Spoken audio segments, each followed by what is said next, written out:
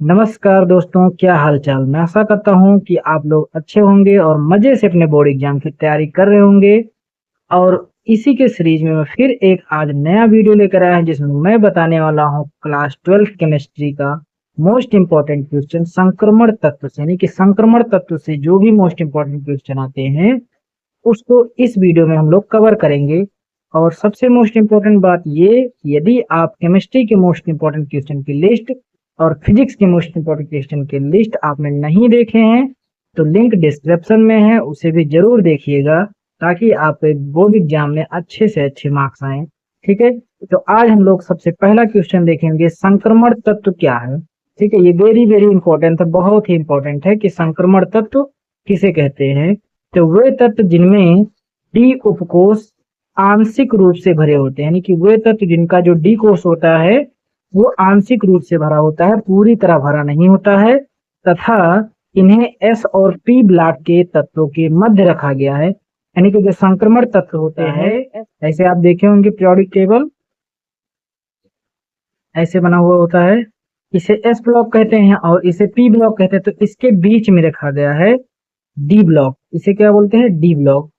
तो ये जो होगा संक्रमण तत्व जो होते हैं एस और पी ब्लॉक के बीच में रखे गए हैं। ठीक है, इसके बाद में आगे देखते हैं, संक्रमण तत्व कहलाते हैं, यानी कि ये इनका जो गुण होता है ये पी ब्लॉक और एस ब्लॉक के मध्यवर्ती होता है, जिस कारण से हम लोग क्या कहते हैं, संक्रमण तत्व कहते हैं। ठीक है, तो इसके बाद में हम लोग का अगला क्वेश्चन आता है, संक्रमण तत्व धात्विक लक्षण क्यों प्रदर्शित करते हैं। यानी कि जो संक्रमण तत्व होते हैं वो धातु की तरह क्यों व्यवहार करते हैं, धात्विक लक्षण क्यों प्रदर्शित करते हैं, उसके बारे में हमको देखना है।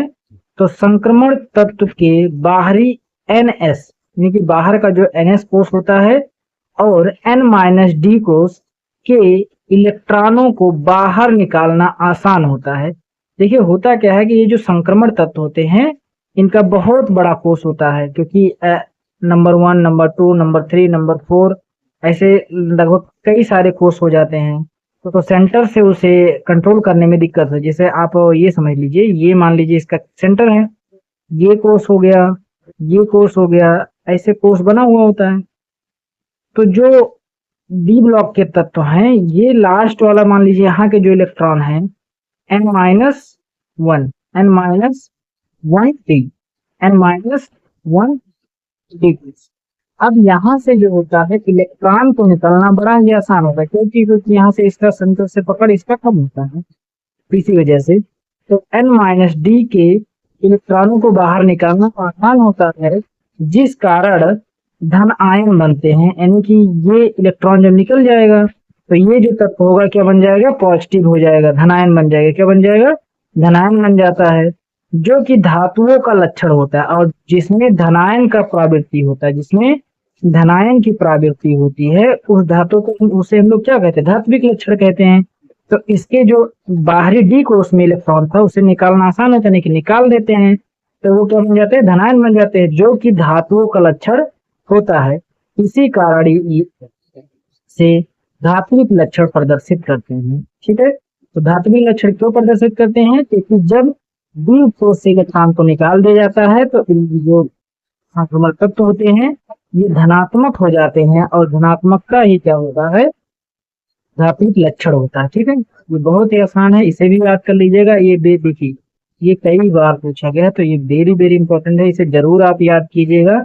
इसके बाद में हम लोग का अगला क्वेश्चन आता है, संक्रमण तत्व उच्च गलनांक क्यों दर्शाते हैं। जो संक्रमण तत्व है यदि हम इसको गलाने लगते हैं तो बहुत ज्यादा उष्मा लेते हैं, तो क्या कहेंगे, उच्च गलनांक। तो क्यों दर्शाते हैं ये भी देखते हैं। संक्रमण तत्वों में NS, NS जो इलेक्ट्रॉन S कोष होता है तथा N-D कोष होता है, इनमें अत्यधिक इलेक्ट्रॉन धात्विक बंध बनाए होते हैं। देखिए इसमें क्या होता है कि इसमें जो NS वाला कोष है और N-D वाला कोष है, बाहरी कोष, इन दोनों में जो इलेक्ट्रॉन होते हैं वो ज्यादातर जो बंध बनाए रखते हैं वो कैसा बंध बनाते हैं, धात्विक बंध बनाते हैं। और धात्विक बंध जो होता है ये बहुत ही मजबूत होता है। क्या होता है, बहुत ही मजबूत होता है। तो उसे तोड़ना क्या होता है, बड़ा ही मुश्किल होता है, जिस कारण से क्या करते हैं, उच्च गलनांक दिखाते हैं।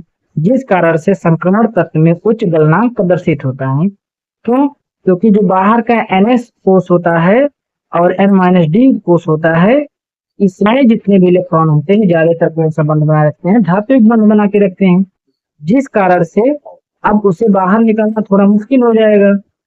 यानी कि अब हमको उसको गलाना है, तोड़ना है, तो हम क्या करेंगे? बहुत ज्यादा उष्मा देना पड़ेगा, यानी इसका गलनांक जो होगा बहुत ज्यादा हो जाएगा। तो संक्रमण तत्व क्यों गलनांक ज्यादा दिखाते हैं? क्योंकि NS और N-D कोष जो होता है वहां इलेक्ट्रॉन धात्विक बंध बना के रखते हैं, जिस कारण से गलनांक ज्यादा हो जाता है। ठीक है, इसके बाद में हम लोग का अगला क्वेश्चन आता है, अधिकांश तत्व रंगीन क्यों दिखाई देते हैं? अधिकांश संक्रमण तत्व रंगीन क्यों होते हैं? यानी कि जो संक्रमण तत्व होते हैं ज्यादातर रंगीन होते हैं, इसका कारण क्या होता है? तो यहाँ पर हम देखते हैं संक्रमण तत्वों में डी उपकोष आंशिक रूप से भरा हुआ होता है। यानी कि जो संक्रमण तत्व होते हैं उसमें जो डी उपकोष होता है वो आंशिक रूप से भरा हुआ होता है। मान लीजिए ये हमारा डी उपकोष है, और डी उपकोष में आपको मालूम होता है कितने कोष होते हैं? 1 2 3 4 5 होता है। इसमें कितने इलेक्ट्रॉन आ सकते हैं? 10 इलेक्ट्रॉन। कितने? 10। तो ये आंशिक रूप से क्या होता है? खाली होता है। ज्यादातर आंशिक रूप से भरा होता है और ज्यादातर क्या होता है? खाली होता है। तो होता क्या है कि इसमें जो ऊर्जा स्तर होता है, क्या चीज? ऊर्जा स्तर। तो हर किसी का ऊर्जा स्तर जो होता है कम ज्यादा होता है। क्या होता है? ऊर्जा स्तर कम ज्यादा होता है, आंशिक रूप से भरा होता है, जिस कारण से इलेक्ट्रॉन कम ऊर्जा वाले कोष से, यानी कि जो कम ऊर्जा वाला कोष होगा, मान लीजिए ये कम ऊर्जा वाला कोष है, तो कम ऊर्जा वाले कोष से ये हाई ऊर्जा वाले कोष में जाते हैं। कम ऊर्जा वाले कोष से हाई ऊर्जा यानी कि अधिक ऊर्जा वाले कोष में स्थानांतरित हो जाते हैं और दृश्य प्रकाश को अवशोषित करते हैं। क्या करते हैं? ये इनका काम क्या है कि दृश्य प्रकाश को ये क्या कर लेते हैं? अवशोषित करते हैं और उत्तेजित हो जाते हैं। क्या जाते हैं? उत्तेजित होने के बाद में ये अधिक ऊर्जा वाले कोष में चले जाते हैं। तो इस कारण हमको क्या होता है? यहाँ से परिवर्तन होता है। ये जब यहाँ पर आते हैं तो इस पर क्या होता है? लाइट का प्रवर्तन होता है, जिस कारण से हमें रंगीन दिखाई देते हैं। यही लिखा हुआ है, दृश्य प्रकाश को अवशोषित करते हैं। क्या करते हैं? दृश्य प्रकाश मतलब सूर्य के प्रकाश को अवशोषित करते हैं, यानी कि जो हम लोग देखते हैं जिसके कारण, और उत्तेजित हो जाते हैं, जिससे परिवर्तित प्रकाश हमें रंगीन दिखाई देने लगता है। और जो परिवर्तित प्रकाश होता है, प्रवर्तन वाला प्रकाश, वो हमको कैसा दिखाई देने लगता है? रंगीन दिखाई देने लगता है। तो ये हमारा संक्रमण तत्व से मोस्ट इंपॉर्टेंट क्वेश्चन था, जो कि 4 क्वेश्चन तो ज्यादातर पूछे जाते हैं। तो मैं आशा करता हूं कि आपको ये क्वेश्चन के बारे में अच्छे से समझ में आया होगा, और यदि ये क्वेश्चन अच्छे से समझ में आ गया है तो इसे आप स्क्रीनशॉट ले लीजिए और देख लीजिए। और उसके बाद में यदि मोस्ट इंपॉर्टेंट क्वेश्चन और भी आप देखना चाहते हैं, जितने भी हैं, तो आप वीडियो को लाइक कीजिए और चैनल को सब्सक्राइब कर लीजिए, क्योंकि आपको ऐसे क्वेश्चन आपको इस चैनल पर मिलते रहेंगे। धन्यवाद। फिर मिलते हैं हम लोग अगले वीडियो में।